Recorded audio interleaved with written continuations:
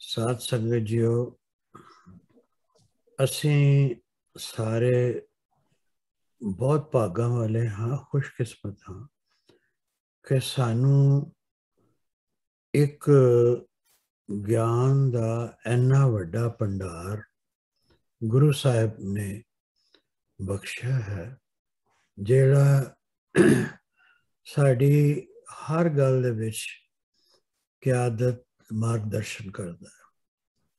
पर अज उन्हां दा प्रकाश दिहाड़ा है, बहुत मुबारक है। भैन जी ने मेरा काम काफ़ी सौखा कर दिता है।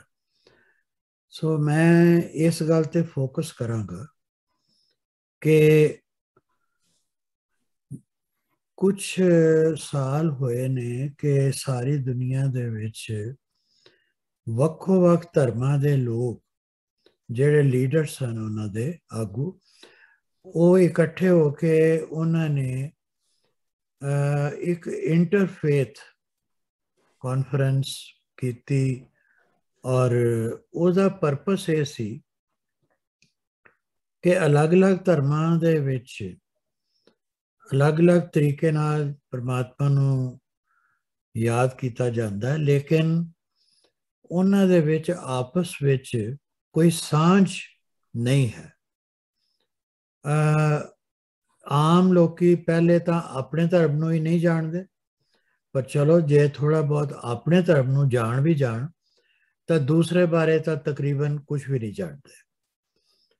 ये जिहड़ी दुफाड़ है, ये जिहड़ी गैप है, इसनूं ब्रिज करने वास्ते, इसनूं खत्म करने लई या एटलीस्ट कुछ नैरो डाउन करने वास्ते एक इंटरफेथ दी मूवमेंट चली सी। मेरी ये सारी गलबात इस गल ते बेस्ड है कि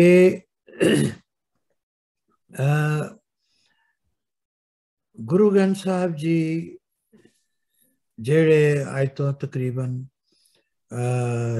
450 साल उन्हों का पहले प्रकाश होया, ਉਹਦੇ ਵਿੱਚ ਇਹ कॉन्सैप्ट ऑलरेडी आ चुकी सी।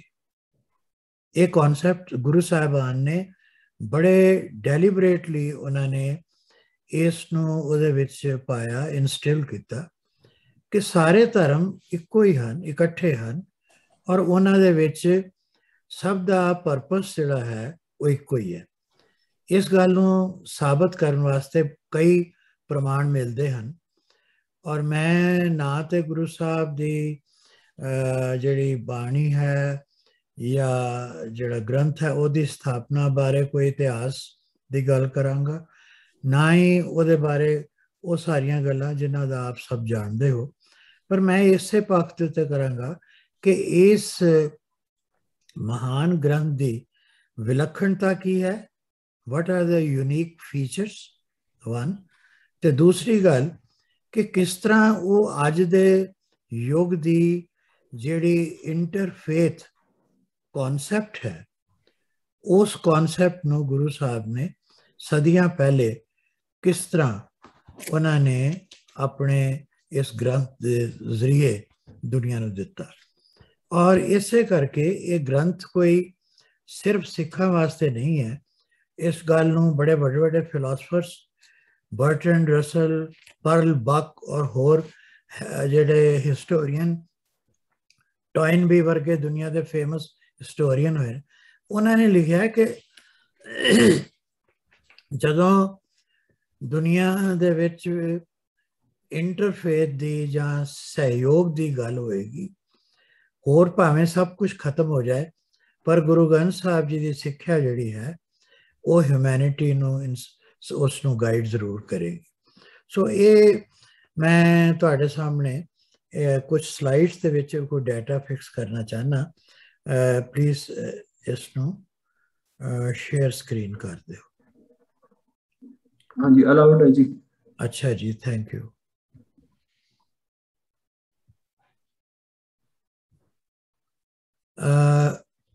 सब तो पहली जिहड़ी गल है वो जिस तरह मैं पहले गल कही कि ਇਹ ਜਿਹੜੇ ਗੁਰੂ ਗ੍ਰੰਥ ਸਾਹਿਬ ਜੀ ਦੀ ਪਹਿਲੀ ਵਿਲੱਖਣਤਾ ਜੋ ਇਹ ਹੈ ਕਿ ਤੁਸੀਂ ਦੇਖੋ ਸੁਕਰਾਤ ਬੜਾ ਵੱਡਾ ਇੱਕ ਫਿਲਾਸਫਰ ਹੋਇਆ, ਪਰ ਉਹਦੀ ਜਿਹੜੀ ਫਿਲਾਸਫੀ ਸੀ, ਉਹਦੀਆਂ ਜੋ ਉਸਦੇ ਵਿੱਚ ਵਿਚਾਰ ਸਨ, ਉਹ ਸਾਡੇ ਤੱਕ ਸੁਕਰਾਤ ਦੇ, ਸੋਕਰੇਟਿਸ ਦੇ ਆਪਣੀ ਕਿਸੇ ਕਿਤਾਬ ਦੇ ਥਰੂ ਨਹੀਂ ਆਏ। ਉਹਦਾ ਇੱਕ ਵਿਦਿਆਰਥੀ ਸੀ, ਸਟੂਡੈਂਟ ਪਲੇਟੋ, ਉਸ ਤੋਂ ਆਏ। ਇਸ ਤਰ੍ਹਾਂ ਮਹਾਤਮਾ ਬੁੱਧ ਹੋਏ ਨੇ ਜਾਂ ਮੁਹੰਮਦ ਸਾਹਿਬ ਹੋਏ ਨੇ, ਇਹ ਬੜੇ ਮਹਾਨ ਪ੍ਰੋਫਿਟ ਸਨ, ਪਰ ਉਹਨਾਂ ਨੇ ਆਪਣੇ ਆਪ ਕੋਈ ਗੱਲ ਲਿਖੀ ਨਹੀਂ ਹੈ। ਉਹਨਾਂ ਦੇ ਜਿਹੜੇ ਫਾਲੋਅਰ ਸਨ, ਉਹਨਾਂ ਵੱਲੋਂ ਉਹਨਾਂ ਦੇ ਸਾਰੇ ਵਿਚਾਰਾਂ ਨੂੰ ਕਲਮਬੱਧ ਕੀਤਾ ਗਿਆ।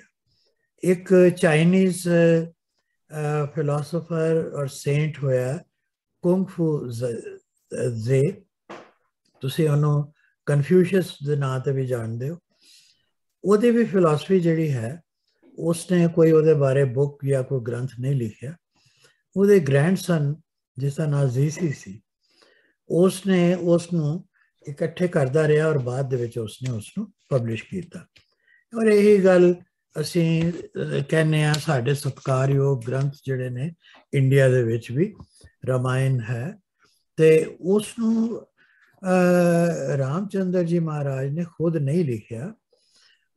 ਦੇਖੋ ਉਹਨਾਂ ਤੋਂ ਬਾਅਦ ਰਿਸ਼ੀ ਵਾਲਮੀਕੀ ਹੋਏ ਨੇ ਜਾਂ ਸੰਤ ਤੁਲਸੀਦਾਸ ਜੀ ਹੋਏ ਨੇ, ਉਹਨਾਂ ਨੇ ਉਹਨਾਂ ਦੀ ਸਿੱਖਿਆਵਾਂ ਬਾਰੇ, ਉਹਨਾਂ ਦੇ ਜੀਵਨ ਬਾਰੇ ਸਾਨੂੰ ਰਾਮਾਇਣ ਲਿਖ ਕੇ ਦਿੱਤੀ। ਸੋ ਇਹ ਸਾਰੀ ਗੱਲ ਮੈਂ ਇਸ ਲਈ ਦੱਸ ਰਿਹਾ ਕਿ ਸਭ ਤੋਂ ਵੱਡੀ ਵਿਲੱਖਣਤਾ ਸ੍ਰੀ ਗੁਰੂ ਗ੍ਰੰਥ ਸਾਹਿਬ ਜੀ ਮਹਾਰਾਜ ਦੀ ਇਹ ਹੈ ਕਿ ਇਹ ਖੁਦ ਗੁਰੂ ਸਾਹਿਬਾਨ ਨੇ ਜਿਹੜੀ ਬਾਣੀ ਲਿਖੀ, ਉਸ ਦੀ ਰਚਨਾ ਕੀਤੀ, ਉਸ ਨੂੰ ਸੰਪਾਦਨ ਵੀ ਗੁਰੂ ਸਾਹਿਬ ਨੇ ਹੀ ਕੀਤਾ। ਇਹ ਇੱਕ ਬੜੀ ਡਿਫਰੈਂਟ ਔਰ ਯੂਨੀਕ ਗੱਲ ਤੁਹਾਡੇ ਧਿਆਨ 'ਚ ਆਏਗੀ। ਦੂਸਰੀ ਗੱਲ ਮੈਂ ਇਹ ਕਹਾਂਗਾ ਕਿ ਇਹਦੇ ਵਿੱਚ ਇੱਕ ਭਾਸ਼ਾ ਨਹੀਂ ਹੈ ਵੀ ਕੱਲੀ ਹਿੰਦੀ ਹੋਵੇ ਜਾਂ ਕੱਲੀ ਇੰਗਲਿਸ਼ ਹੋਵੇ, ਨਥਿੰਗ ਆਫ ਦੈਟ ਸੌਰਟ। ਇਹਦੀ ਇੱਕ ਵਿਲੱਖਣਤਾ ਹੈ ਕਿ ਜਿਹੜੀਆਂ ਪਹਿਲੇ ਹੱਥ ਲਿਖਤ ਬੀੜਾਂ ਸ਼ੁਰੂ ਹੋਈਆਂ ਸਨ, ਉਹਨਾਂ ਤੋਂ ਲੈ ਕੇ ਬਾਅਦ ਤੱਕ, ਛਪਾਈ ਤਾਂ ਬਾਅਦ ਸ਼ੁਰੂ ਹੋਈ ਹੈ 1864 ਵਿੱਚ, ਲੇਕਿਨ ਪਹਿਲੇ ਤੁਸੀਂ ਦੇਖੋ ਜਿਹੜੀ ਲਿਖਾਈ ਸੀ, ਉਹ ਪੰਜਾਬੀ ਭਾਸ਼ਾ ਜਿਹੜੀ ਬੋਲੀ ਜਾਂਦੀ ਹੈ ਪੂਰਬੀ ਪੰਜਾਬ ਵਿੱਚ, ਈਸਟਰਨ ਪੰਜਾਬ ਵਿੱਚ, ਉਸ ਨੂੰ ਗੁਰਮੁਖੀ ਦੀ ਲਿਪੀ ਵਿੱਚ ਲਿਖਿਆ ਗਿਆ।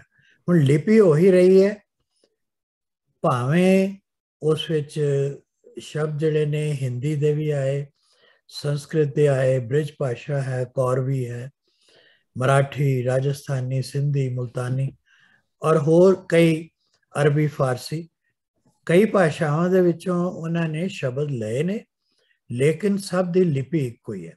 ਇੱਥੇ ਸਿਰਫ ਇੰਨੀ ਗੱਲ ਮੈਂ ਦੱਸਾਂ ਕਿ ਇੱਕ ਪੰਜਾਬੀ ਦੂਸਰੀ ਵੀ ਹੈ, ਲਹਿੰਦੀ ਭਾਸ਼ਾ ਉਸਨੂੰ ਕਹਿੰਦੇ ਨੇ, ਉਹ ਪੱਛਮੀ ਪਾਕਿਸਤਾਨ, ਪੱਛਮੀ ਪੰਜਾਬ ਜੋ ਪਾਕਿਸਤਾਨ 'ਚ ਆ ਗਿਆ, ਉਹ ਸ਼ਾਹਮੁਖੀ ਲਿਪੀ ਉਸ ਦੀ ਥੋੜੀ ਜਿਹੀ ਉਰਦੂ ਵਰਗੀ ਹੈ, ਪਰ ਉਹ ਨਹੀਂ ਵਰਤੀ, ਪਰ ਉਹਦੇ ਭਾਵੇਂ ਲਿਪੀ ਨਹੀਂ ਵਰਤੀ ਪਰ ਉਹਦੇ ਸ਼ਬਦ ਵਰਤੇ ਨੇ।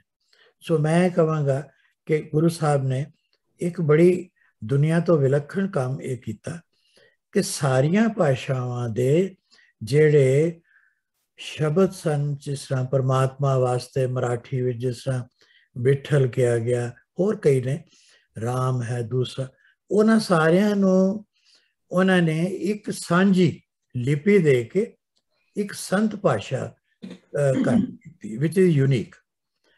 ਤੀਸਰੀ ਗੱਲ ਜਿਹੜੀ ਹੈ ਕਿ ਜਿੰਨੇ ਵੀ ਅੱਜ ਦੁਨੀਆ ਦੇ ਵਿੱਚ ਪੋਇਟ ਅੱਜ ਤੱਕ ਹੋਏ ਨੇ, ਹਰ ਇੱਕ ਨੇ ਉਹਦੇ ਪਿੱਛੇ ਆਪਣਾ ਨਾਮ ਦਿੱਤਾ ਹੈ। ਸਿਰਫ ਇੱਕੋ ਇੱਕ ਐਸਾ ਗ੍ਰੰਥ ਹੈ ਸੰਸਾਰ ਵਿੱਚ ਜਿਸ ਦੇ ਵਿੱਚ 6 ਗੁਰੂ ਸਾਹਿਬ ਦੀ ਬਾਣੀ ਹੈ, ਜਿਨ੍ਹਾਂ ਦੇ ਨਾਮ ਆਪਣੇ ਆਪ ਵਿੱਚ ਅਲੱਗ-ਅਲੱਗ ਨੇ, ਪਰ ਬਾਣੀ 'ਚ ਲਿਖਣ ਲੱਗਿਆ ਸਭ ਨੇ ਨਾਨਕ ਲਿਖਿਆ। ਇਹ ਗੱਲ ਤੁਹਾਨੂੰ ਦੁਨੀਆ ਦੇ ਕਿਸੇ ਹੋਰ ਧਰਮ ਦੇ ਵਿੱਚ, ਕਿਸੇ ਹੋਰ ਗ੍ਰੰਥ ਦੇ ਵਿੱਚ ਨਹੀਂ ਕਦੀ ਦੇਖਣ ਨੂੰ ਮਿਲੇਗੀ। ਔਰ ਮੈਂ ਇਸ ਨੂੰ ਇੱਕ ਬੜੀ ਵੱਡੀ ਯੂਨੀਕ ਫੀਚਰ ਸਮਝਦਾ। ਇਹ ਇੱਕ ਵਿਲੱਖਣ ਗੱਲ ਹੈ कि गुरु साहब ने जिहड़ी पहली पोथी साहिब की तैयारी संपादना की है, आम असी भाई गुरदास जी का जिक्र करते हैं, ठीक है वो गल, पर उन्होंने नाल कुछ होर भी सहायक सन जिन्हों का आम संगत विच घट पता हुंदा।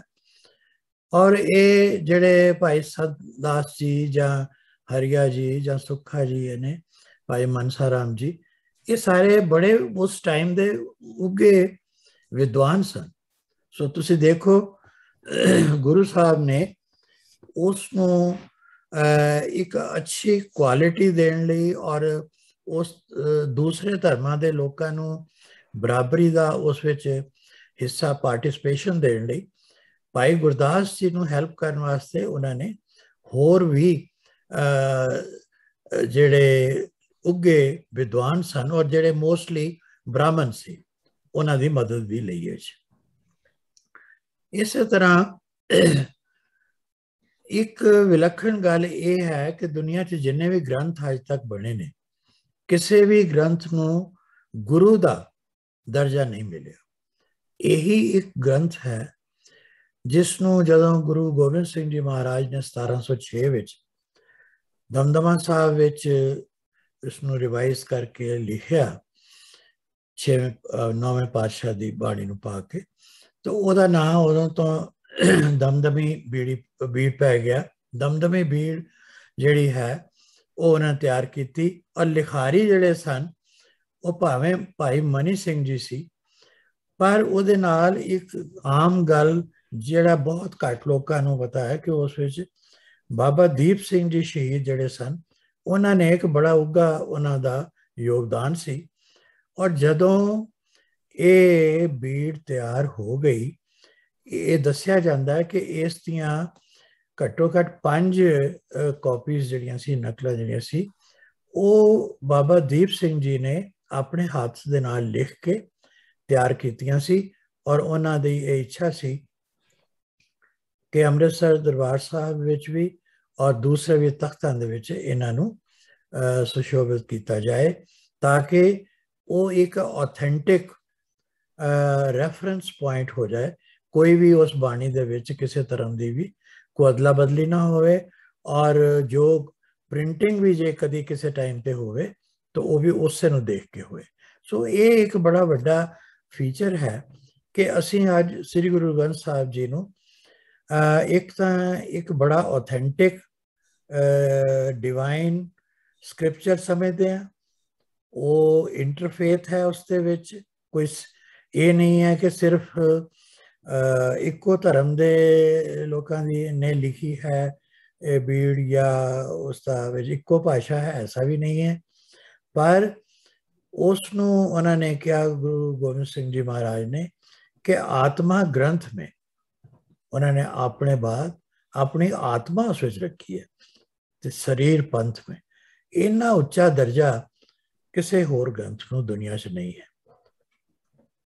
हुण तुसीं देखो एक होर उदारता वाली गल कि इंटर रिलीजियस या इंटरफेथ कित्थों नजर आता है कि उसकी विलक्षणता ये है कि उस दे विच हर धर्म तो होर धर्मां तो भी परमात्मा लई विशेषण जिहड़े ने एडजैक्टिव्स वो ले गए ने।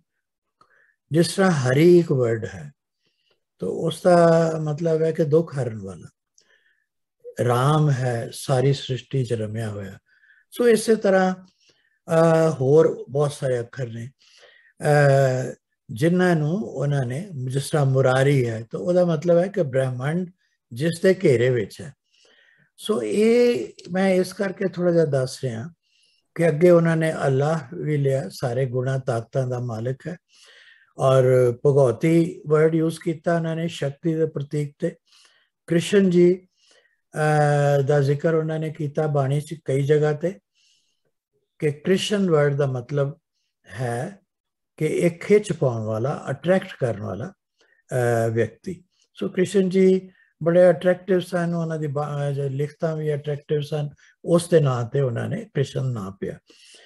इस तरह वाह गुरु वखरे भी किया जाता है तो वाहे गुरु वखरे भी किया, वो एक दूसरा शब्द इकट्ठे भी है।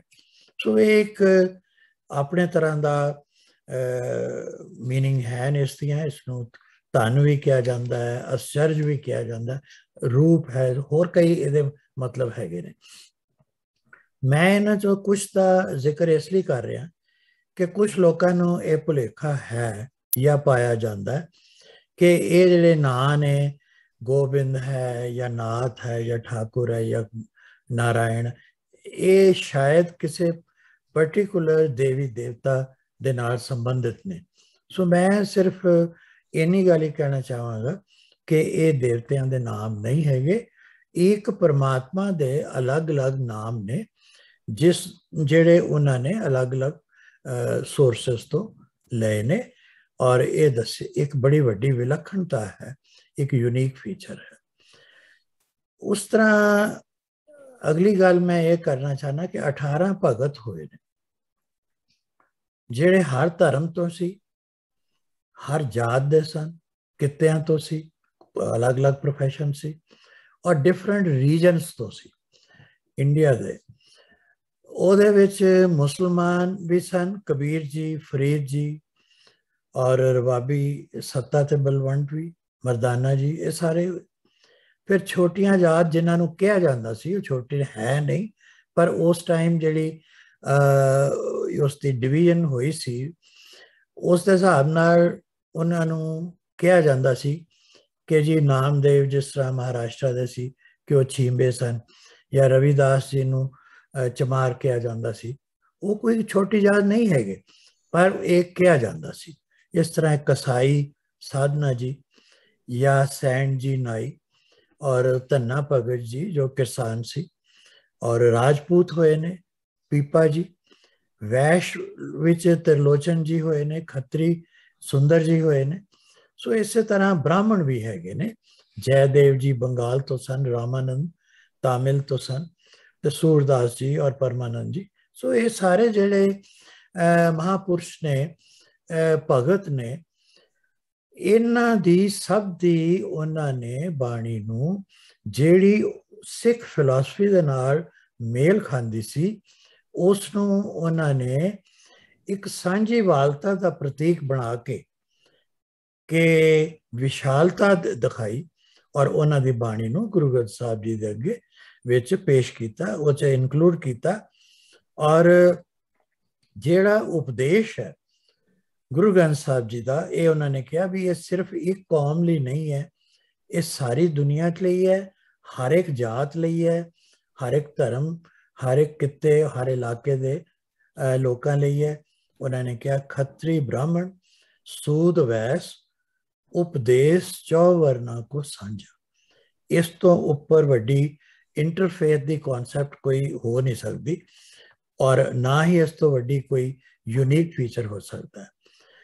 हुण एक मैं आस्पैक्ट होर टच करना चाहांगा, वो है कि गुरु साहब ने 500 550 साल पहले इस गल नूं उन्होंने फोर्स सी किया कि आने वाला समा किदां दा होएगा। उन्होंने उसनूं उन्होंने विजन सी इस गल दा, और उन्होंने इस गल की समझ सी कि अज तो कुछ सदियां बाद दुनिया दे विच पदार्थक ज्ञान जिहड़ा है, फिजिकल नॉलेज, वो इन्नी वधेगी कि दुनिया च एक विज्ञानिक युग आएगा। इस गल की उन्होंने समझ सी।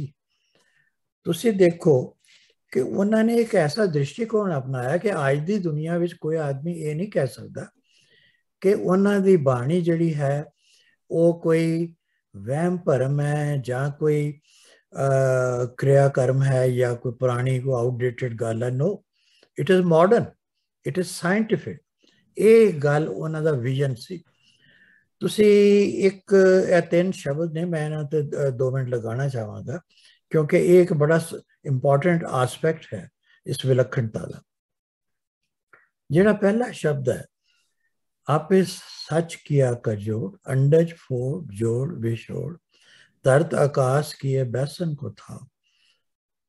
ये बड़ा लंबा शब्द है, पर मैं ये 2 लाइना लईयां ने ये दस्सण लई ਕਿ ਜਿਹੜੀ ਬਿਗ ਬੈਂਗ ਥਿਉਰੀ 1927 ਦੇ ਵਿੱਚ ਜਾਰਜ ਗੈਮੋ ਨੇ ਦਿੱਤੀ ਸੀ, ਉਹਦੇ ਮੁਤਾਬਕ ਜਿਸ ਤਰ੍ਹਾਂ ਇੱਕ ਕਾਸਮਿਕ ਐਗ ਤੋਂ ਧਰਤੀ ਔਰ ਸਾਰਾ ਬ੍ਰਹਿਮੰਡ ਆਏ ਨੇ, ਉਹ ਥਿਉਰੀ ਜਿਹੜੀ ਹੈ ਗੁਰੂ ਸਾਹਿਬ ਨੇ ਆਪਣੇ ਪੰਜਾਬੀ ਲਿਪੀ ਵਿੱਚ ਸਿੰਪਲ ਸ਼ਬਦਾਂ ਦੇ ਵਿੱਚ ਪਹਿਲੀ ਦੱਸੀ ਹੋਈ ਹੈ। ਤੁਸੀਂ ਇਸ ਨੂੰ ਪੜ੍ਹ ਕੇ ਦੇਖੋ, ਤੁਹਾਨੂੰ ਪਤਾ ਲੱਗੇਗਾ ਕਿ ਅੰਡਜ ਉਹੀ ਕਾਸਮਿਕ ਐਗ ਹੈ ਜਿਸ ਦੇ ਕਿ ਫਿਸ਼ਨ ਤੇ ਉਸ ਦੇ ਅਲੱਗ-ਅਲੱਗ ਪੋਰਸ਼ਨ ਹੋਏ, ਅੱਗੇ ਜਾ ਕੇ ਉਹ ਗੈਸਸ ਦਾ ਫਿਊਜ਼ਨ ਹੋਇਆ, ਧਰਤੀਆਂ ਬਣੀਆਂ, ਪਲੈਨਟਸ, ਦੂਜੇ ਸਟਾਰ, ਗੈਲੈਕਸੀਜ਼ ਇਹ ਬਣੀਆਂ।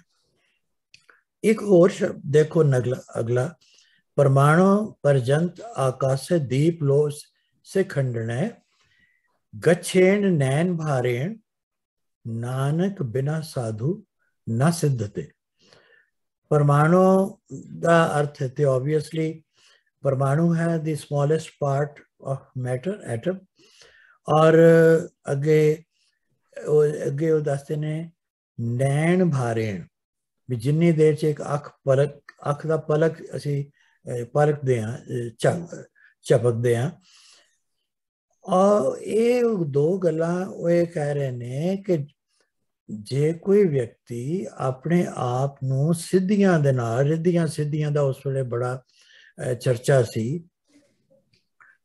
कि अपने शरीर नूं एक एटम दे जिन्ना छोटा कर लवे। ਇਹਦਾ मतलब उन्होंने एटम का उस वे पता सी, ताई एटम की गल हुई। और वो सारे आकाश दीप लो जी ब्रह्मंड है वह चक्कर लगा लवे, इन्नी रिद्धि सिद्धि वो एक्वायर कर लवे कि सारे ब्रह्मंड का चक्कर लगा ले। किन्ने टाइम च, जिन्नी देर च कोई अख चमकता, तद भी उसनों गुरु के बिना ज्ञान नहीं हो सकता। शब्द का तो अर्थ है, पर मैं इस गल नूं इस पासों देख रहा कि पहली तो गल है कि जिहड़ा परमाणु की खोज है वो जॉन डाल्टन ने 1805 विच कीती है। गुरु साहब उस तो 300 साल पहले बाणी च लिख रहे हैं। दूसरी गल जिहड़ी है कि नैन भारेण एक पलक दा विच जिन्ना टाइम लगता है, उहदे विच तुसीं सारे ब्रह्मंड का चक्कर कोई नहीं लगा सकता। हाँ, रे ऑफ लाइट कैन, रोशनी जिहड़ी है उसकी स्पीड इन्नी है कि वो कर सकती है।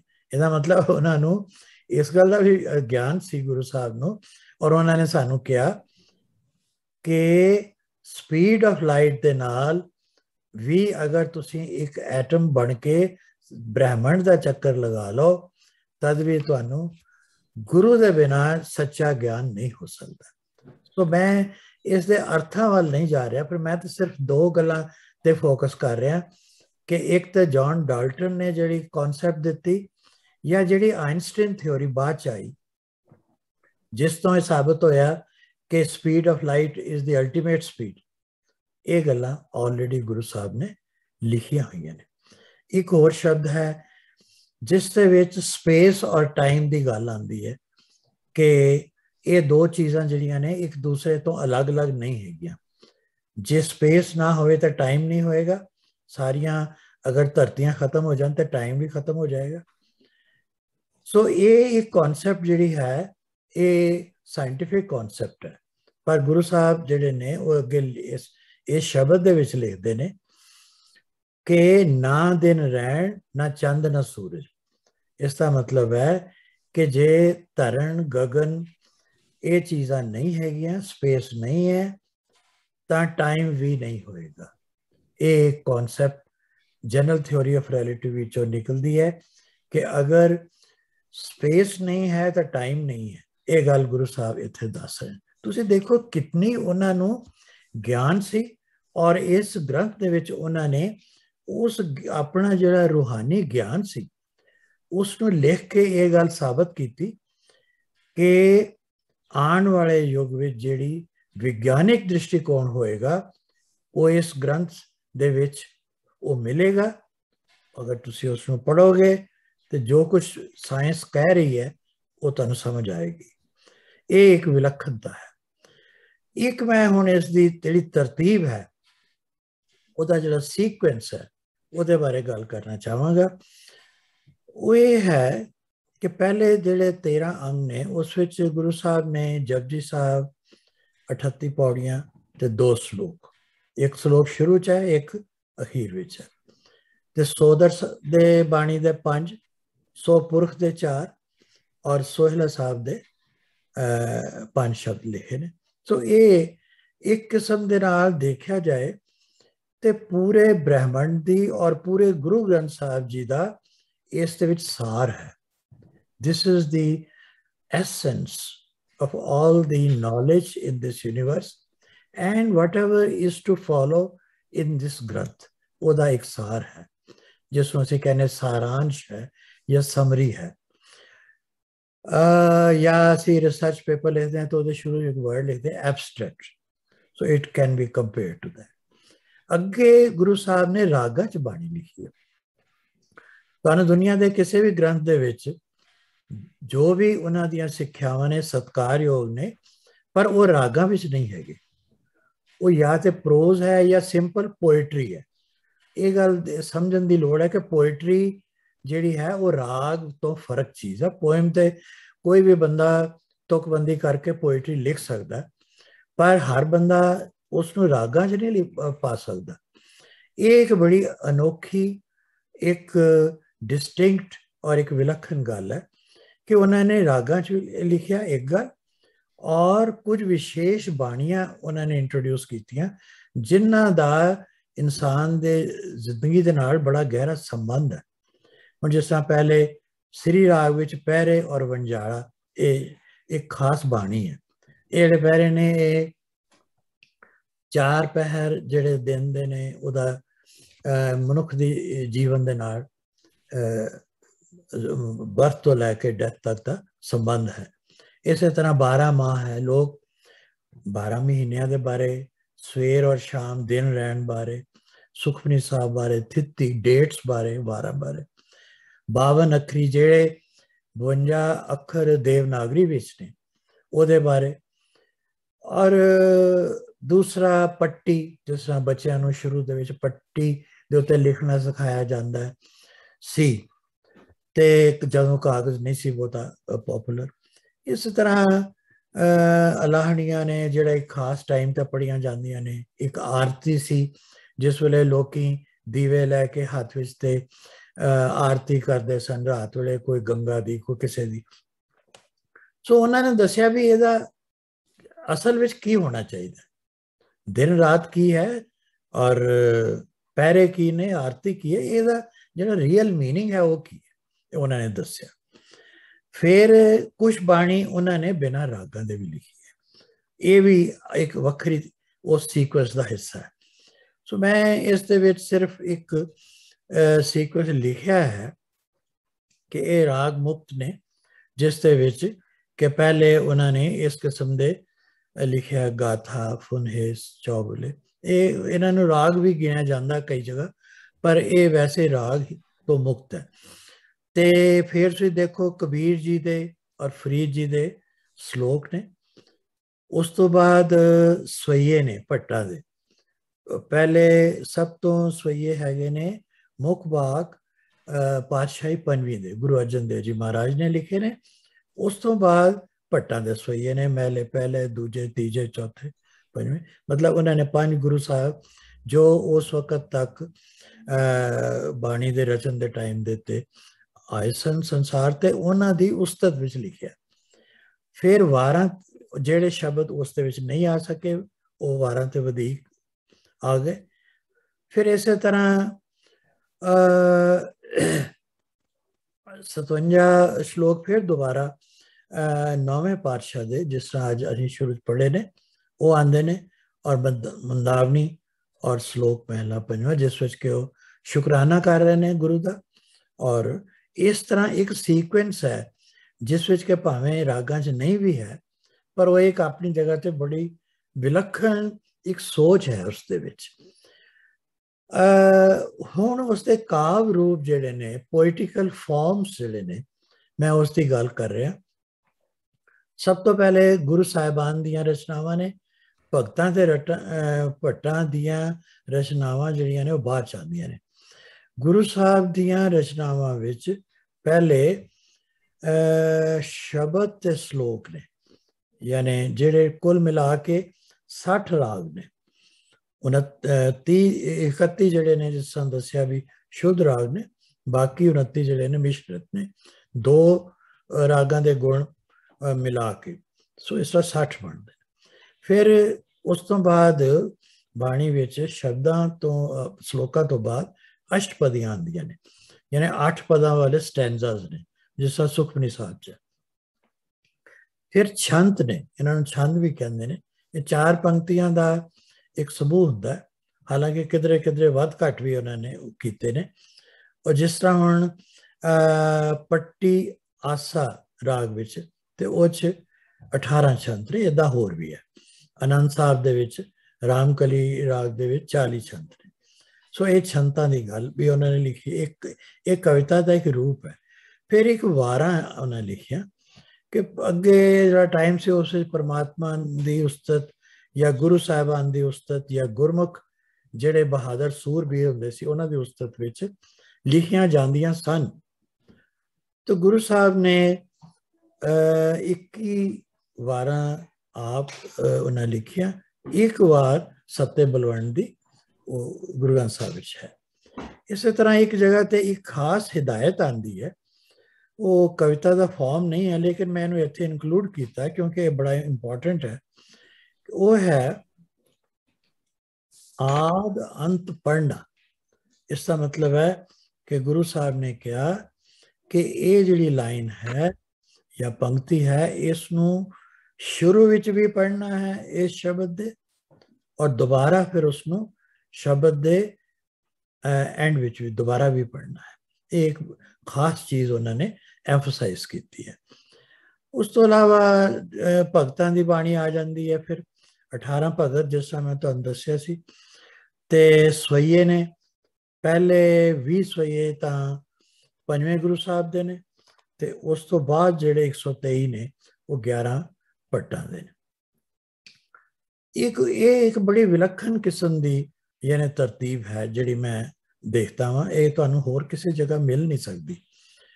ਕੁਝ ਵਿਲੱਖਣ ਉਹਨਾਂ ਨੇ ਸੰਕੇਤਕ ਸ਼ਬਦ ਵੀ ਵਰਤੇ ਨੇ, ਜਿਹੜਾ ਸਿਰਫ ਇਹ ਦੱਸਣ ਲਈ ਹੈ ਕਿ ਇਸ ਬਾਣੀ ਨੂੰ ਗੁਰੂ ਗ੍ਰੰਥ ਸਾਹਿਬ ਜੀ ਦੇ ਕਿਸ ਤਰ੍ਹਾਂ ਸਮਝਣਾ ਹੈ। ਔਰ ਇਹ ਸ਼ਬਦ ਜਿਹੜੇ ਵਰਡਸ ਨੇ ਇਹ ਤੁਹਾਨੂੰ ਹੋਰ ਕਿਸੇ ਕਿਸਮ ਦੀ ਪੋਇਟੀਕਲ ਫਾਰਮ 'ਚ ਨਹੀਂ ਮਿਲਣਗੇ ਜਾਂ ਬਹੁਤ ਘੱਟ ਹੋਣਗੇ। ਜਿਸ ਤਰ੍ਹਾਂ ਇੱਕ ਵਰਡ ਹੈ ਮਹਲਾ, 1 2 3 4 ਇਸ ਤਰ੍ਹਾਂ। ਸੋ ਇਹ ਪਾਤਸ਼ਾਹੀਆਂ ਦੇ ਜ਼ਿਕਰ ਹੈ, ਔਰ ਇਹਦਾ ਜਿਹੜਾ ਓਰੀਜਨ ਹੈ ਉਹ ਅਰੈਬਿਕ ਇੱਕ ਵਰਡ ਹੈ ਅਰਬੀ ਦਾ। ਉਸ ਵਰਡ ਦਾ ਅਰਥ ਇਹ ਹੈ ਗਿਆਨ ਦਾ ਸਰੀਰ ਵਿੱਚ ਉਤਾਰਾ। ਉਹ ਕਹਿੰਦੇ ਨੇ ਕਿ ਹਜ਼ਰਤ ਮੁਹੰਮਦ ਸਾਹਿਬ ਨੂੰ ਜਿਸ ਤਰ੍ਹਾਂ ਨਾਜ਼ਰ ਹੋ ਗਿਆ, ਯਾਨੀ ਉਹਨਾਂ ਦੇ ਅੰਦਰ ਸਰੀਰ ਦੇ ਪਰਮਾਤਮਾ ਵੱਲੋਂ ਗਿਆਨ ਆ ਗਿਆ। ਸੋ ਇਹ ਉਹ ਸ਼ਬਦ ਹੈ। ਇਹਨੂੰ ਇਸ ਤਰ੍ਹਾਂ ਬੋਲੀ ਦਾ ਜਾਂਦਾ ਹੈ, ਪ੍ਰੋਫੈਸਰ ਸਾਹਿਬ ਸਿੰਘ ਨੇ ਵੀ ਦੱਸਿਆ, ਜਿਸ ਤਰ੍ਹਾਂ ਗਹਿਲਾ ਸਹਿਲਾ ਅਸੀਂ ਕਹਿੰਦੇ ਹਾਂ, ਇਹ ਕੋਈ ਮਹਿਲਾ ਨਹੀਂ ਹੈ। ਮਹਿਲਾ ਇਹਨੇ ਇੱਕ ਲੇਡੀ ਹੁੰਦਾ, ਔਰ ਨਾ ਹੀ ਇਹ ਮਹੱਲਾ ਜਿਹੜੀ ਕੋਈ ਰਹਿਣ ਵਾਲੀ ਜਗ੍ਹਾ ਜਿਸ ਨੂੰ ਕਿ ਆਮ ਤੌਰ ਤੇ ਪਾਠੀ ਰਾਗੀ ਅਸੀਂ ਸਾਰੇ ਕਈ ਵਾਰੀ ਗਲਤੀ ਨਾਲ ਕਹਿ ਦਿੰਦੇ ਹਾਂ ਕਿ ਮਹੱਲਾ, ਤੇ ਨਾ ਹੀ ਇਹ ਮਹਿਲਾ ਹੈ। ਇਹ ਮਹਲਾ ਹੈ, ਜਿਸ ਤਰ੍ਹਾਂ ਸਹਿਲਾ ਹੈ। ਇੱਕ ਸ਼ਬਦ ਤੁਸੀਂ ਪੜ੍ਹਿਆ ਹੋਵੇਗਾ ਸਹਿਲਾ ਤੇ ਮਹਿਲਾ, ਇਸ ਤਰ੍ਹਾਂ ਗਹਿਲਾ। ਇਹ ਗੱਲ ਉਹਨਾਂ ਨੇ ਬੜੀ ਵਿਚਾਰ ਕਰਨ ਵਾਲੀ ਹੈ ਕਿ ਅਰਬੀ ਭਾਸ਼ਾ ਦਾ ਇਹ ਵਰਡ ਜਿਹੜਾ ਹੈ ਇਹ ਕਿਸ ਤਰ੍ਹਾਂ ਗੁਰੂ ਗ੍ਰੰਥ ਸਾਹਿਬ 'ਚ ਆਇਆ। ਫਿਰ ਘਰ ਹੈ, ਇਹ ਇੱਕ ਉਸ ਦੀ ਜਿਹੜੀਆਂ ਬੀਟਸ ਨੇ, ਜਿਹੜੀਆਂ ਅਕੰਪਨਿੰਗ ਇੰਸਟਰੂਮੈਂਟਸ ਦੀਆਂ, ਇਹ 17 ਤਾਲ ਹੁੰਦੇ ਨੇ, ਹਰ ਇੱਕ ਵਿੱਚ ਅੱਗੇ ਮਾਤਰਾਵਾਂ ਨੇ, ਅੱਗੇ ਪਦੇ ਨੇ, ਕੁਛ ਤੁਕਾਂ ਦੇ ਸਮੂਹ ਹੁੰਦੇ ਨੇ। ਤੋ ਜਿਸ ਤਰ੍ਹਾਂ ਡਿਫਰੈਂਟ ਟਾਈਪ ਮੈਂ ਤੁਹਾਨੂੰ ਦੱਸਿਆ ਵੀ ਚੌਪਦੇ ਨੇ, ਅਸ਼ਟਪਦੀ ਹੈ। 16 ਵਿੱਚ 16 ਨੇ। ਔਰ ਪੈਰਿਆਂ ਦਾ ਜਿਸ ਤਰ੍ਹਾਂ ਮੈਂ ਜ਼ਿਕਰ ਕੀਤਾ, 4 ਪੈਰੇ, ਗਰਭਾਸ, ਜਨਮ, ਬਚਪਨ, ਜਵਾਨੀ, ਬੁਢਾਪਾ ਤੇ ਮੌਤ।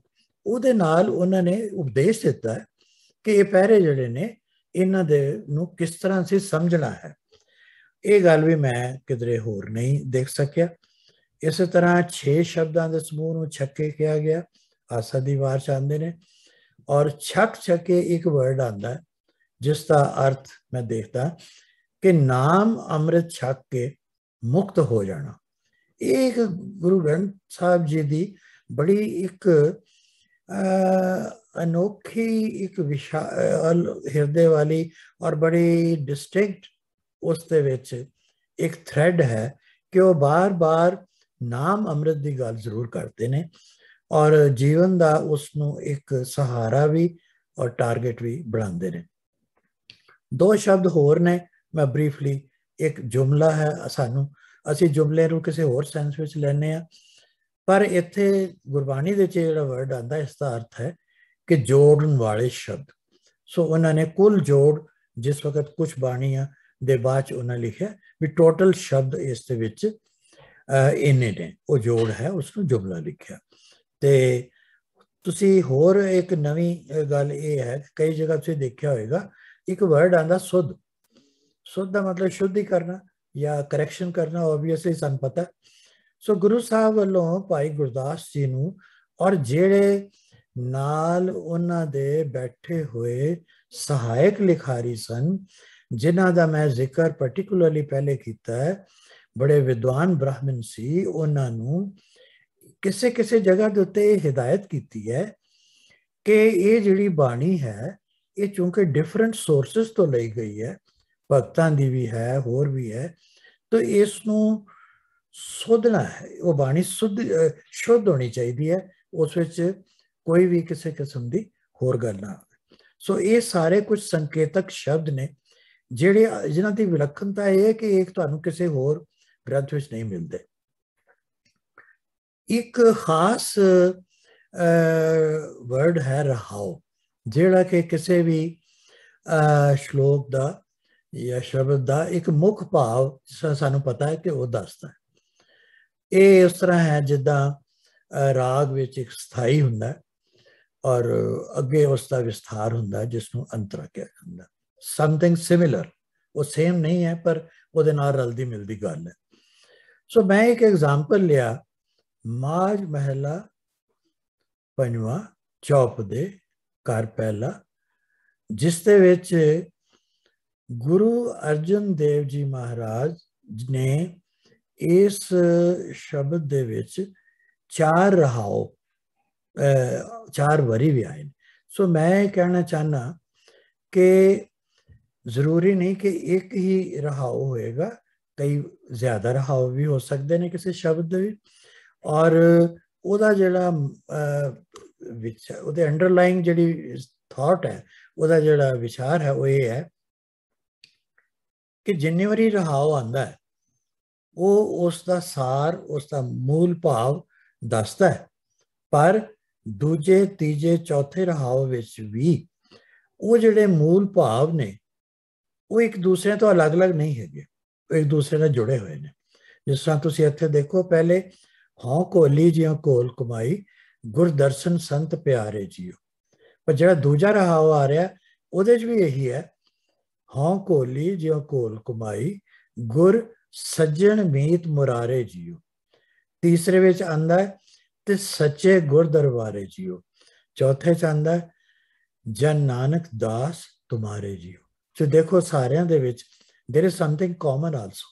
वो चीज़ है कि जिहड़ी थॉट प्रोसेस है वो अलग अलग नहीं है, भावें वो बेसिकली डिफरेंट भी है। सो ये रहाओ एक बड़ा डिफरेंट किस्म का वर्ड है जिहड़ा कि तुहानूं किसी होर जगह, किसी बाणी, किसी ग्रंथ विच नहीं मिलेगा, ये श्री गुरु ग्रंथ साहिब च है। सो ये मैं सिर्फ एक पासिंग रेफरेंस दे रहा हूँ कि जिदा मैं शुरू किया भी आम पोइट्री दोहे वगैरह तो कई लिखे हुए ने, रहीम दे दोहे या होर कोई इदां दे, पर किसी ने भी कभी रागां विच बाणी नहीं लिखी, पोइट्री लिखी है पर वो रागां च नहीं है।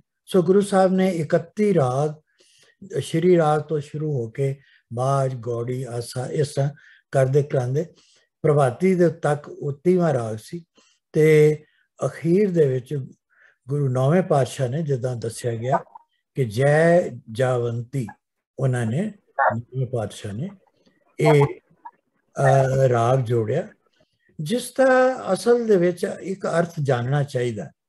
ਕੁਝ ਰਾਈਟਰਸ ਦਾ, ਵਿਦਵਾਨਾਂ ਦਾ ਇਹ ਵਿਚਾਰ ਹੈ ਕਿ ਗੁਰੂ ਸਾਹਿਬ ਨੇ ਆਪਣੀ ਬਾਣੀ ਦੇ ਵਿੱਚ ਜਿੱਥੇ ਕਈ ਜਗ੍ਹਾ ਦੇ ਉੱਤੇ ਸੰਸਾਰ ਤੋਂ ਵਿਰਕਤਤਾ, ਡਿਟੈਚਮੈਂਟ ਦਿਖਾਈ ਹੈ, ਉਸ ਨੂੰ ਸੰਸਾਰ ਨੂੰ ਇੱਕ ਬੱਦਲ ਦੀ ਛਾਂ ਕਿਤੇ ਕਿਹਾ ਹੈ, ਕਿਤੇ ਦਰਖਤ ਦੀ ਛਾਂ ਕਿਹਾ, ਪਰ ਐਟ ਦੇ ਸੇਮ ਟਾਈਮ ਇੱਕ ਜਗ੍ਹਾ ਤੇ ਉਹਨਾਂ ਨੇ ਇਹ ਵੀ ਕਿਹਾ ਕਿ ਬਲ ਛੁੱਟ ਕੇ ਬੰਧਨ ਪਰੇ। ਫਿਰ ਉਹਨਾਂ ਨੇ ਅਖੀਰ ਤੇ ਜਾ ਕੇ ਕਿਹਾ ਬਲ ਹੋਆ ਬੰਧਨ ਛੁੱਟੇ। ਯਾਨੀ ਜੈ ਔਰ ਵਿਕਟਰੀ ਦੀ ਵੀ ਗੱਲ ਉਹਨਾਂ ਨੇ ਬਾਅਦ ਚ ਕਹੀ ਹੈ, ਉਹਨਾਂ ਨੇ ਨਿਰਾਸ਼ਤਾ ਦੀ ਗੱਲ ਨਹੀਂ ਕੀਤੀ। ਸੋ ਇਹ ਜਿਹੜਾ ਰਾਗ ਹੈ ਇਹ ਬੇਸਿਕਲੀ ਇੱਕ ਵਿਕਟਰੀ ਦਾ, ਸਟਰੈਂਥ ਦਾ ਰਾਗ ਸੂਚਕ ਹੈ। ਇਹ ਨਿਰਾਸ਼ਾ ਨੂੰ ਖਤਮ ਕਰਨ ਵਾਲਾ ਇਸ ਵਿੱਚ ਸੂਚਨਾ ਹੈ, ਜਿਸ ਤਰ੍ਹਾਂ ਵੀਰ ਰਸ ਹੁੰਦਾ, ਸਮਥਿੰਗ ਲਾਈਕ ਦੈਟ। ਇੱਕ ਹੋਰ ਗੱਲ ਮੈਂ ਆਸਾ ਰਾਗ ਬਾਰੇ ਆਪ ਜੀ ਨੂੰ ਦੱਸਾਂ। ਇਹ ਇੱਕ ਐਸਾ ਰਾਗ ਹੈ ਜਿਹੜਾ ਪਹਿਲੇ ਐਗਜ਼ਿਸਟ ਨਹੀਂ ਸੀ ਕਰਦਾ। ਗੁਰੂ ਨਾਨਕ ਦੇਵ ਜੀ ਮਹਾਰਾਜ ਨੇ ਪਹਿਲੀ ਦਫਾ ਇਹ ਰਾਗ ਖੁਦ ਇਜਾਦ ਕੀਤਾ, ਉਹਨਾਂ ਨੇ ਖੁਦ ਬਣਾਇਆ ਔਰ ਆਸਾ ਦੀ ਬਾਤ ਦੇ ਵਿੱਚ ਉਹਨਾਂ ਨੇ ਰਚਨਾ ਕੀਤੀ।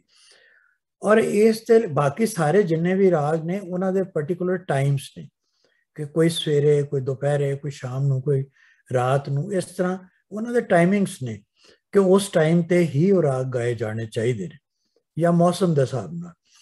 ਪਰ ਆਸਾ ਰਾਗ ਐਸਾ ਯਾਨੀ ਰਾਗ ਹੈ ਗੁਰੂ ਨਾਨਕ ਸਾਹਿਬ ਜੀ ਦਾ, ਜਿਸ ਨੂੰ ਕਿਸੇ ਵੀ ਮੌਸਮ ਵਿੱਚ, ਕਿਸੇ ਵੀ ਮਹੀਨੇ 'ਚ, ਕਿਸੇ ਵੀ ਟਾਈਮ ਪਰ ਸੰਧਿਆ ਸਮੇਂ ਜ਼ਰੂਰ ਗਾਣਾ ਉਹਨਾਂ ਨੇ ਦੱਸਿਆ।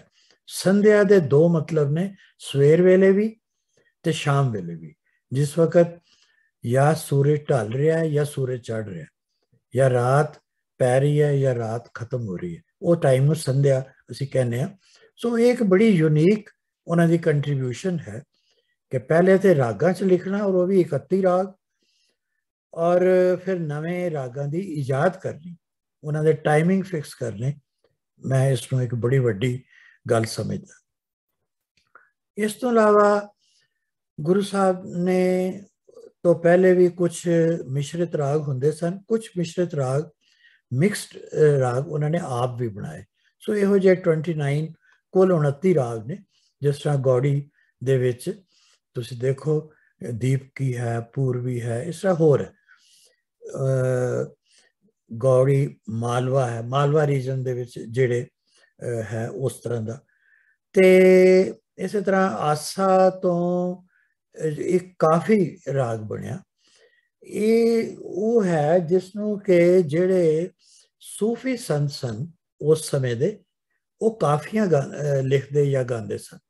ਜਿਸ ਤਰ੍ਹਾਂ ਤੁਸੀਂ ਬੁੱਲੇ ਸ਼ਾਹ ਦਾ ਨਾਮ ਸੁਣਿਆ ਹੋਏਗਾ, ਸ਼ਾਹ ਹਾਸ਼ਮ ਦਾ ਸੁਣਿਆ ਹੋਏਗਾ, ਜਾਂ ਤੁਸੀਂ ਫਰੀਦ ਜੀ ਦੀਆਂ ਵੀ ਕਿਧਰੇ ਕਿਧਰੇ, ਉਹ ਵੀ ਸੂਫੀ ਪੋਇਟ ਸਨ। ਸੋ ਉਹ ਜਿਹੜੀਆਂ ਕਾਫੀ ਸੀ, ਉਸ ਦੇ ਜਿਹੜੇ ਗੁਣ ਸਨ, ਉਹਨਾਂ ਗੁਣਾਂ ਨੂੰ ਆਸਾ ਰਾਗ ਦੇ ਨਾਲ ਕੰਬਾਈਨ ਕਰਕੇ ਉਹਨਾਂ ਨੇ ਆਸਾ ਕਾਫੀ ਰਾਗ ਨਵਾਂ ਬਣਾਇਆ। ਇਸੇ ਤਰ੍ਹਾਂ ਆਸਾ ਵਰੀ ਇੱਕ ਰਾਗ ਹੈ, ਫਿਰ ਇੱਕ ਆਸਾਵਰੀ ਰਾਗ ਹੈ। ਸੋ ਤੁਸੀਂ ਦੇਖੋ ਅੱਗੇ ਹੋਰ ਇਸੇ ਕਿਸਮ ਦੇ ਨੇ ਜਿਹੜੇ ਮੈਂ ਲਿਖੇ ਨੇ। ਉਹਨਾਂ ਦੇ ਵਿੱਚ ਇੱਕ ਗੱਲ ਤੁਸੀਂ ਦੇਖੋਗੇ ਕਿ ਇੱਕ ਬਾਰ-ਬਾਰ ਕਈ ਜਗ੍ਹਾ ਦੱਖਣੀ ਆ ਰਿਹਾ। ਸੋ ਦੱਖਣੀ ਦਾ ਇਹ ਅਰਥ ਨਿਕਲਦਾ ਹੈ ਕਿ ਇਹ ਇੰਡੀਆ ਦੇ ਜਿਹੜੇ ਸਾਊਥ ਦੇ ਵਿੱਚ ਵਰਡਸ ਜਾਂ ਬਾਣੀ ਜਾਂ ਮਿਊਜ਼ਿਕ ਸੀ, ਉਸ ਦੇ ਜਿਹੜੇ ਪਲੱਸ ਪੁਆਇੰਟ ਸੀ, ਅੱਛੇ ਜਿਹੜੀਆਂ ਚੀਜ਼ਾਂ ਗੁਰੂ ਸਾਹਿਬਾਨ ਨੂੰ ਅੱਛੀਆਂ ਲੱਗੀਆਂ, ਉਹਨਾਂ ਨੇ ਉਸ ਨੂੰ ਇਨਕਲੂਡ ਕੀਤਾ। ਸੋ ਇਹ ਆਪਣੇ ਆਪ ਵਿੱਚ ਗੁਰੂ ਸਾਹਿਬਾਨ ਦੀ ਇੱਕ ਬੜੀ ਵੱਡੀ ਦੇਣ ਹੈ। ਇੱਕ ਹੋਰ ਖਾਸ ਗੱਲ, ਬਾਣੀਆਂ ਤਾਂ ਉਹਨਾਂ ਦੀਆਂ ਬਹੁਤ ਸਾਰੀਆਂ ਨੇ, ਸਾਰਿਆਂ ਬਾਰੇ ਤੇ ਜ਼ਿਕਰ ਨਹੀਂ ਕੀਤਾ ਜਾ ਸਕਦਾ ਇਸ ਵੇਲੇ, ਪਰ ਮੈਂ 2-3 ਦਾ ਜ਼ਿਕਰ ਕਰਕੇ समाप्ति करांगा। एक है विलक्षण 12 माह राग। देखो एक काव्य रूप है जो पुराने समय च डिफरेंट रुत्तां मौसमां अनुसार स्त्री और पुरुष से जड़ा प्रेम है उसके संबंधी लोग ये लिखा करते सन। जिस तरह कालिदास ने लिखा या कुछ होर इस किस्म का। सो ये एक दुनियावी किस्म का जड़ा प्यार है उसनों दर्शाने वाला 12 माह होंदे सन, पर गुरु साहब ने उसनों बिल्कुल अदला बदली उसनों कर दी।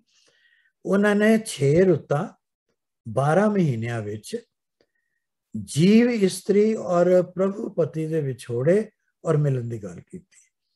हर एक इंसान नूं उन्होंने इस तरह क्या, हर एक जीव जड़ा है ये उस तरह है जिस तरह एक स्त्री है और परमात्मा जड़ा है वो मालक है, पति है। वो विछड़े हुए ने और उस विछोड़े तो बाद वो किस तरह उन्हें मिलाया जा सकता है, वो गुरबाणी की सहायता लैके वो दसते ने कि इंसान नूं कि उस परमात्मा के नाल मिलन का की रस्ता है। और हर महीने जिहड़ी असीं संग्रांद वेले शब्द पढ़ते हैं 12 महीने का, उस दे विच उन्होंने उस मौसम उस रुत का जिक्र करके सानू सिक्ख्या दिती है। तो ये एक बड़ी वड्डी डिपार्चर है, एक अलग गल है जिसनों मैं एक विलक्षण उन्हां दी देन समझदा। फिर एक गल आंदी है वारां दी। पहले समयां दे विच लोक वारां हुंदियां सन। लोक वारां दा मतलब ये सी कि उस वक्त जिहड़े कोई राजे हुंदे सन रियासतां दे छोटे मोटे उन्हां लोकां दे जिहड़े अगे कवि उन्हें रखे हुंदे सन या बने सी, वो उन्हां दी तारीफां करके प्रशंसा करके उन्हां कोलों इनाम वगैरह लैंदे सी। या जिस वक्त के वो किसी जंग भी जाते सन तो उन्हां दे जिहड़े योधे सूरबीर से उन्होंने नगाड़े वजा के ते नाल वारा गा के एक किस्म दे नाल उन्होंने उत्तेजित करते सी या उन्होंने उत्साह देंदे सी। ये पहले जमाने दी वारा हुंदियां सी। ਇਹਦਾ एक एग्जाम्पल है कि शाह मुहम्मद जिहड़े सन उन्होंने एक बड़ी अच्छी वार लिखी है, वो है जंगनामा। जंगनामा सिंघां ते फिरंगियां। एनीवे वो एक सैपरेट यानी इशू है, लेकिन एक वार सी। पर गुरु साहब ने जिस तरह 12 माह नूं बदलिया उस तरह वारां नूं भी बदल दिता। उन्होंने कहा वारां दा असली जिहड़ा पर्पस है वो कुछ होर है। ये दुनियावी छोटे मोटे चीफ या कोई प्रधान या कोई किंग उन्हां लोकां दी तारीफां दी कोई लोड़ नहीं है। दे आर स्मॉल थिंग्स और वो तो खुद परमात्मा दे अगे मंगते ने, उन्हां नूं काहदे लई तुसीं वड्यांदे हो। गुरु साहब ने 6वें पातशाह ने ढाडी एक यानी बनाए जेड़े कि गुरु साहब दी या गुरबाणी दी या धर्म दे लई अपनी शहादत देने वाले जिहड़े सन ओह जे सूरबीरां दे लई उन्होंने वारां लिखियां। सो गुरु गोबिंद सिंह जी ने भी चंडी दी वार लिखी, वार श्री भगवती जी की, जिस विच उन्होंने युद्धां दा वर्णन किया। पर यह धर्म युद्ध सी, ये युद्ध कोई आम दूसरे युद्ध नहीं सन। ये 6वें पातशाह तो शुरू हुई प्रथा और उस तो बाद 10वें पातशाह ने भी इस ते लिखा। और गुरबाणी विच गुरुआं ते गुरमुखां दियां वारां ने, किसी व्यक्ति दियां नहीं। और सूरबीरां वास्ते भी है, क्योंकि सूरबीर सिर्फ वो नहीं है कि जेड़े जंग में जाके लड़ते ने, सूरबीर वो भी ने जेड़े अपने मन दियां बुराइयां जड़ियां अंदरों वलवले उठते ने उन्होंने भी जंग करते हैं। सो कुल मिला के इन्हां दे नाल उन्होंने सानू कुछ श्लोक भी लिखे ने और उससे सानू सिक्ख्या दी है। तो गुरु साहब दियां जिस तरह मैं क्या 21 वारां ने श्लोकां दे नाल, अलग अलग गुरु नानक साहब दियां ने, कुछ गुरु अमरदास जी, रामदास जी, गुरु अर्जन देव जी, और एक वार सत्य पुराण। सो इस तरह 40 ਵਾਰਾਂ ਭਾਈ ਗੁਰਦਾਸ ਜੀ ਦੀਆਂ ਵੀ ਹੈਗੀਆਂ ਨੇ। ਅੱਗੇ ਮੈਂ ਗੱਲ ਬਰੀਫਲੀ ਇਹ ਕਰ ਰਿਹਾ ਧੁਨੀਆਂ ਬਾਰੇ। ਇਹ ਤਰਜ਼ਾਂ ਹੁੰਦੀਆਂ ਨੇ ਕਿ ਜਿਸ ਨੂੰ ਕਿ ਵਾਰਾਂ ਦੇ ਸ਼ੁਰੂ 'ਚ ਲਿਖਿਆ ਜਾਂਦਾ ਹੈ। ਸੋ ਗੁਰੂ ਸਾਹਿਬ ਨੇ ਦੇਖੋ ਕਿਤਨਾ ਸਾਇੰਟੀਫਿਕ ਔਰ ਕਿਤਨਾ डिटेल ਦੇ ਵਿੱਚ ਹਰ ਗੱਲ ਨੂੰ ਮੈਥਮੈਟਿਕਲੀ ਕਰੈਕਟ ਤਰੀਕੇ ਨਾਲ ਦੱਸਿਆ ਕਿ ਜੇ ਤੁਸੀਂ ਵਾਰ ਲਿਖਣੀ ਹੈ ਜਾਂ ਗਾਣੀ ਹੈ ਤਾਂ ਉਹਦੀ ਇੱਕ ਖਾਸ ਧੁਨੀ ਹੋਏਗੀ। ਜਿਸ ਤਰ੍ਹਾਂ ਐਗਜ਼ਾਮਪਲ ਦੇ ਤੌਰ ਤੇ ਟੁੰਡੇ ਅਸਰਾਜੇ ਕੀ ਧੁਨੀ ਤੁਸੀਂ ਸੁਣੀ ਹੋਏਗੀ ਕਿ ਵਾਰ ਸਲੋਕਾਂ ਨਾਲ ਆਸਾ ਮਹਿਲਾ ਪਹਿਲਾ ਆਸਾ ਰਾਗ ਵਿੱਚ ਆਉਂਦਾ ਹੈ। ਇਸ ਤਰ੍ਹਾਂ ਬਾਕੀ 9 ਦੇ ਮੈਂ ਨਾਂ ਲਿਖੇ ਨੇ, ਉਹਦੇ ਬਾਰੇ ਇੱਕ ਬੜਾ ਲੰਬਾ ਚੈਪਟਰ ਹੈ ਜਿਸ ਦੇ ਉੱਤੇ ਵੱਖਰੀ ਇੱਕ ਗੱਲਬਾਤ ਹੋ ਸਕਦੀ ਹੈ। ਸ਼ਬਦਾਂ ਦੇ ਅਖੀਰ ਵਿੱਚ ਇਹ ਜਿਹੜੀ ਗੱਲ ਹੈ ਮੈਂ ਦੱਸਣਾ ਚਾਹੁੰਦਾ, ਇੱਕ ਨਵੇਕਲਾ ਸਿਸਟਮ ਬਣਾਇਆ, ਇੱਕ ਬਿਲਕੁਲ ਡਿਫਰੈਂਟ ਸਿਸਟਮ ਉਹਨਾਂ ਨੇ ਬਣਾਇਆ ਜਿਹੜੀ ਕਿ ਪ੍ਰੀ ਐਗਜ਼ਿਸਟੈਂਟ ਨਹੀਂ ਸੀ। ਜਿਸ ਤਰ੍ਹਾਂ ਹੁਣ ਤੁਸੀਂ ਇਹ ਸ਼ਬਦ ਦੇਖੋ, ਅੰਗ 382 ਤੇ ਹੈ ਮਹਲਾ 5ਵੇਂ ਦੇ, ਜਾ ਤੂੰ ਸਾਹਿਬ ਤਾਂ ਭਉ ਕਿਹਾ। ਇਹ ਪੂਰਾ ਸ਼ਬਦ ਪਹਿਲੇ 2 ਪੰਕਤੀਆਂ ਤੋਂ ਬਾਅਦ ਇੱਕ ਮੈਂ ਲਿਖਿਆ, ਹਾਈਲਾਈਟ ਕੀਤਾ, ਲਿਖਿਆ ਤੇ ਗੁਰੂ ਸਾਹਿਬ ਨੇ, ਫਿਰ ਰਹਾਓ ਹੈ, ਫਿਰ ਉਸ ਤੋਂ ਬਾਅਦ ਦੂਜੀ ਉਸ ਵਿੱਚ ਸੰਕੇਤਕ ਹੈ, ਫਿਰ ਤੀਜਾ ਸੰਕੇਤ ਹੈ, ਫਿਰ ਚੌਥਾ, ਔਰ ਇਹਦੇ ਅਖੀਰ ਤੇ ਲਿਖਿਆ 4, ਫਿਰ ਲਿਖਿਆ 7, ਫਿਰ ਲਿਖਿਆ 46 46। ਹੁਣ ਆਮ ਇਸ ਨੂੰ ਵਿਅਕਤੀ ਸਮਝ ਨਹੀਂ ਸਕਦਾ ਕਿ ਆਫਟਰ ਆਲ ਇਹ 4 7 46 ਕੀ ਹੈ। ਸੋ ਇਹਦਾ ਮੈਂ ਤੁਹਾਨੂੰ ਇੰਨਾ ਹੀ ਦੱਸਣਾ ਚਾਹਾਂਗਾ ਕਿ ਇਹ 5ਵੇਂ ਗੁਰੂ ਸਾਹਿਬ ਦਾ ਸ਼ਲੋਕ ਹੈ ਰਾਗ ਆਸਾ ਵਿੱਚ, ਜਿਸ ਵਿੱਚ ਕਿ 7ਵਾਂ ਘਰ ਹੈ, ਜਿੱਥੇ ਵਿਚਕਾਰ 7 ਲਿਖਿਆ, 7ਵਾਂ ਘਰ ਹੈ ਜਿਹਨਾਂ ਦਾ ਮੈਂ ਜ਼ਿਕਰ ਪਹਿਲੇ ਕੀਤਾ। ਔਰ ਇਸ ਵਿੱਚ 4 ਛੰਦ ਨੇ, ਜਿਹੜਾ ਪਹਿਲੇ 4 ਹੈ ਉਹ ਛੰਦਾਂ ਦੀ ਗਿਣਤੀ ਹੈ, ਉਸ ਤੋਂ ਬਾਅਦ ਘਰ ਨੇ, ਔਰ ਉਸ ਤੋਂ ਪਹਿਲੇ 45 ਸ਼ਬਦ ਆ ਚੁੱਕੇ ਨੇ, ਇਹ 46ਵਾਂ ਸ਼ਬਦ ਹੈ। ਸੋ ਅਗਰ ਤੁਸੀਂ ਇਸ ਨੂੰ ਦੇਖੋ, ਇਸ ਸ਼ਬਦ ਦੇ ਅੱਗੇ ਜਾ ਕੇ ਉਹਨਾਂ ਨੇ ਪੇਜ 378 ਤੇ ਉਹ ਲਿਖਦੇ ਨੇ, ਦੇਖੋ 382 ਤੋਂ ਸ਼ੁਰੂ ਹੁੰਦਾ ਹੈ ਔਰ 378 ਦੇ ਉੱਤੇ ਜਾ ਕੇ ਲਿਖਦੇ ਨੇ ਦੂਜੇ ਘਰ ਕੇ 34। ਇਹ ਵਰਡ ਗੁਰੂ ਸਾਹਿਬ ਨੇ ਲਿਖਿਆ ਹੋਇਆ 34, ਮਤਲਬ ਵਰਡਸ ਵਿੱਚ ਵੀ ਲਿਖਿਆ ਹੈ, ਡਿਜਿਟਸ ਵੀ ਲਿਖਿਆ। ਇਹਦਾ ਮਤਲਬ ਹੈ ਕਿ ਉਹਨਾਂ ਨੇ ਕਿਹਾ ਵੀ ਦੂਜੇ ਘਰ ਦੇ 34 ਸ਼ਬਦ ਹੋਣਗੇ, ਫਿਰ ਉਸ ਤੋਂ ਬਾਅਦ 3 ਹੋਣਗੇ ਸ਼ਬਦ ਜਿਹੜੇ ਇਸ ਤੋਂ ਉੱਪਰ ਮੈਂ ਲਿਖੇ ਨੇ, ਘਰ 6, ਘਰ 5, ਘਰ 3, ਫਿਰ ਉਸ ਤੋਂ ਬਾਅਦ 3 ਹੋਰ ਨੇ, ਤੇ ਫਿਰ ਉਸ ਤੋਂ ਬਾਅਦ ਇਹ ਸ਼ਬਦ ਨੇ, 5 ਸ਼ਬਦ ਹੋਰ ਨੇ। ਔਰ ਜੇ ਤੁਸੀਂ ਇਹਨਾਂ ਸਾਰਿਆਂ ਨੂੰ ਕੰਬਾਈਨ ਕਰੋਗੇ ਤੇ 34 ਤੋਂ ਸ਼ੁਰੂ ਹੋ ਕੇ ਇਹ 45 ਤੇ ਪਹੁੰਚ ਜਾਂਦੇ ਨੇ, ਔਰ ਜਿਹੜਾ ਜਿਸ ਸ਼ਬਦ ਦੀ ਅਸੀਂ ਗੱਲ ਕਰ ਰਹੇ ਹਾਂ ਉਹ 46 ਹੈ। ਸੋ ਪਹਿਲੇ ਡਿਜਿਟ ਤੋਂ ਛੰਦ, ਦੂਸਰੇ ਤੋਂ ਘਰ, ਤੀਸਰੇ ਤੋਂ ਟੋਟਲ ਨੰਬਰ ਆਫ ਜਿਹੜੀ ਬਾਣੀ ਦੇ ਸ਼ਬਦ ਨੇ। ਇਹ ਇੰਡੀਕੇਸ਼ਨ ਹੈ। ਸੋ ਸੋਰਠ ਰਾਗ ਵਿੱਚ ਵੀ ਤੁਸੀਂ ਦੇਖੋ ਡਿਫਰੈਂਟ ਹਨ ਜਿਨ੍ਹਾਂ ਦਾ ਟੋਟਲ 139 ਦਿੱਤਾ ਗਿਆ। ਇਸੇ ਤਰ੍ਹਾਂ ਗੁਰੂ ਸਾਹਿਬ ਨੇ ਆਪਣੀ ਗੁਰੂ ਗ੍ਰੰਥ ਸਾਹਿਬ ਦੇ ਵਿੱਚ ਇੱਕ ਬੜੀ ਅਨੋਖੀ ਗੱਲ ਹੈ ਕਿ ਜਿਸ ਦੇ ਵਿੱਚ ਕਿ ਬੜੇ ਖਾਸ ਕਿਸਮ ਦੇ ਸਟ੍ਰਿੰਗਡ ਇੰਸਟਰੂਮੈਂਟ ਤੰਤੀ ਰਾਜਾਂ ਦੀ ਗੱਲ ਕੀਤੀ ਹੈ। ਜਿਸ ਤਰ੍ਹਾਂ ਗੁਰੂ ਨਾਨਕ ਦੇਵ ਜੀ ਦੇ ਸਮੇਂ 'ਚ ਰਬਾਬ ਸੀ, ਔਰ ਰਬਾਬ ਦੇ ਬਾਰੇ ਗੁਰੂ ਗ੍ਰੰਥ ਸਾਹਿਬ ਦੇ ਵਿੱਚ ਬਾਣੀ ਵੀ ਹੈ, ਟੂਟੀ ਤੰਤ ਰਬਾਬ ਕੀ ਵਾਜੇ ਨਹੀਂ ਵਿਜੋਗ, ਇਹ ਮਹਿਲਾ ਪਹਿਲਾ। ਇਸੇ ਤਰ੍ਹਾਂ ਬਾਅਦ 'ਚ ਗੁਰੂ ਅਮਰਦਾਸ ਜੀ ਨੇ ਸਾਰੰਦਾ ਇਜਾਦ ਕੀਤਾ, ਜਿਸ ਤੋਂ ਬਾਅਦ ਫਿਰ ਤਾਊਸ ਆਇਆ। ਤਾਊਸ ਗੁਰੂ ਹਰਗੋਬਿੰਦ ਸਾਹਿਬ ਨੇ ਇੱਕ ਬਣਾਇਆ, ਉਸ ਦਾ ਅਰਥ ਹੁੰਦਾ ਹੈ ਮੋਰ।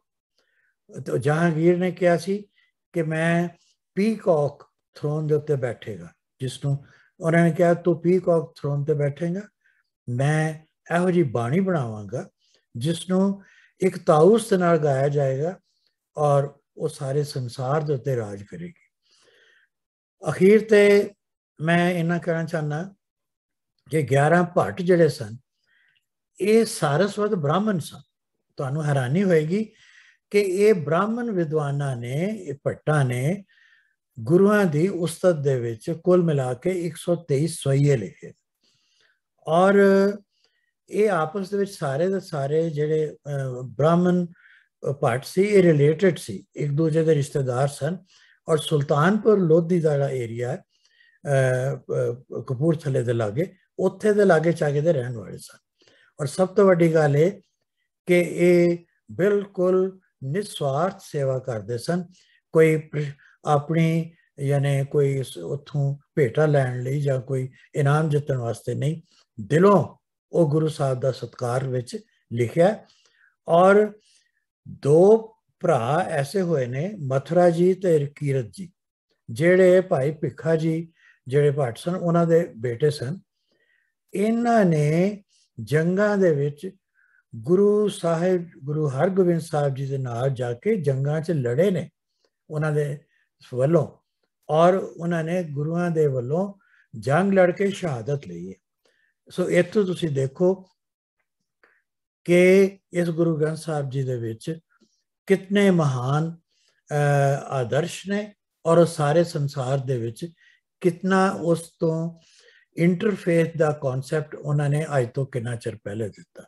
ये कुछ चीज़ां ऐसियां ने जिन्हां दे बारे मैं तुहानूं जिक्र किया। एर्नॉल्ड टॉइन भी है, बर्ट्रैंड रसल है, पर्ल बक ने, उन्होंने लिखा कि दुनिया के सारे ग्रंथों तो एक नवेकला, एक वखरा, डिस्टिंक्ट और विलक्षण या यूनीक एक ग्रंथ है जिसकी सदा लोड़ पैंदी रहेगी। सो लास्ट विच मैं सिर्फ रैफरेंस दिते ने, एक प्रोफैसर साहिब सिंह जी का, एक भाई वीर सिंह जी का, दो, और एक संत सेवा सिंह जी ने लिखा, और इस तरह एक बुक बड़ू साहब वाले इकबाल सिंह जी ने लिखा जिस विचों मैं ये सारा डाटा लिया। तो मैंने उम्मीद है कि तुसी इस चों कुछ नवीं गल्लां तुहाडे सामने आईयां होणगियां या जिहड़ियां पहले पता सन उन्हां दे बारे कुछ कन्फर्मेशन हो सकती है। सो वाहिगुरू जी का खालसा, वाहिगुरू जी की फतेह। वाहिगुरू जी का खालसा, वाहिगुरू जी की फतेह।